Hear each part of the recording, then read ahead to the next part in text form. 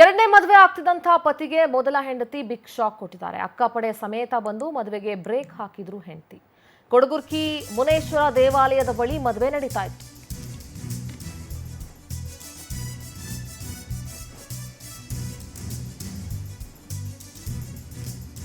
ಬೆಂಗಳೂರು ಗ್ರಾಮಾಂತರ ಜಿಲ್ಲೆ ದೇವನಹಳ್ಳಿಯ ಕೋಡಗುರ್ಕಿ ಆಂಧ್ರ ಮೂಲದ ಕದರಿಗೆ ಸೇರಿರುವಂತಹ ಮದುವೆ ಗಂಡು ಸುರೇಶ್.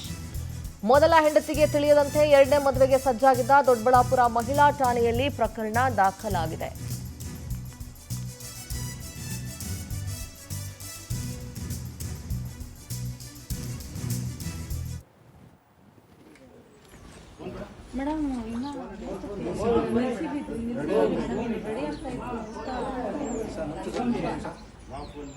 ಇಲ್ಲ ಸರ್, ಇನ್ನೇನು ರೆಡಿ ಆಗ್ತಾ ಇತ್ತು ಮದುವೆ.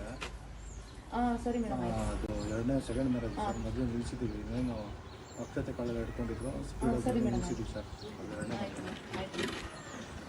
ಹೌದು ಸರ್, ನಿಲ್ಲಿಸಿದ್ದೀವಿ. ಈಗ ಏನು ಮಾಡೋದು ಸರ್, ಯಾರನ್ನ ಕೊಡಿ ಅಂತಂದ್ರೆ ಯಾರು ಇಲ್ಲ ಅಂತ ನಾವು ಮತ್ತೆ ಹೋಮ್ ಸರಿ ಮೇಡಮ್.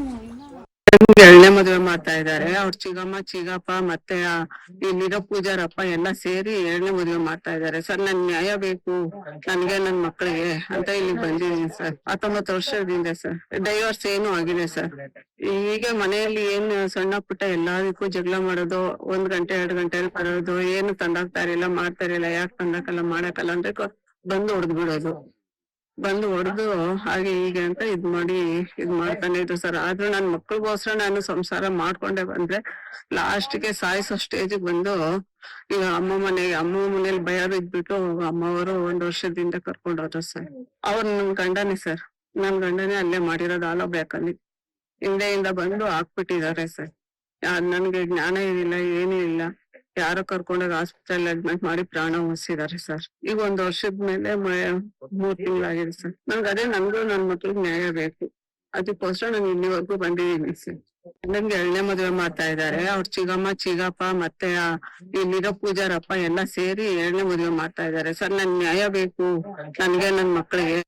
ದೇವನಹಳ್ಳಿ ಪ್ರತಿನಿಧಿ ರಾಮಾಂಜಿ ದೂರವಾಣಿ ಸಂಪರ್ಕದಲ್ಲಿ ಜಾಯ್ನ್ ಆಗ್ತಾ ಇದ್ದಾರೆ. ರಾಮಾಂಜಿ, ಹೆಂಡತಿಗೆ ಗೊತ್ತಿಲ್ಲದೆ ಎರಡನೇ ಮದುವೆ ಆಗ್ತಿದ್ದಂತಹ ಗಂಡನಿಗೆ ಹೆಂಡತಿ ಈಗ ಅಕ್ಕಪಡೆ ಜೊತೆ ಬಂದು ಶಾಕ್ ಕೊಟ್ಟಿದ್ದಾರೆ. ಏನ್ ಕಥೆ ಏನಾಗ್ತಿತ್ತು? ಈ ಮದುವೆ ಆಗ್ತಿದ್ದಂಥ ಹೆಣ್ಮಗಳಿಗೆ ಏನಾದರೂ ಈ ವಿಚಾರ ಮೊದಲೇ ಗೊತ್ತಿತ್ತಾ ಅಥವಾ ಆತ ಎಲ್ಲರಿಂದನೂ ವಿಚಾರಗಳನ್ನ ಮುಚ್ಚಿಟ್ಟಿದ್ನಾ? ಏನ್ ಕಥೆ?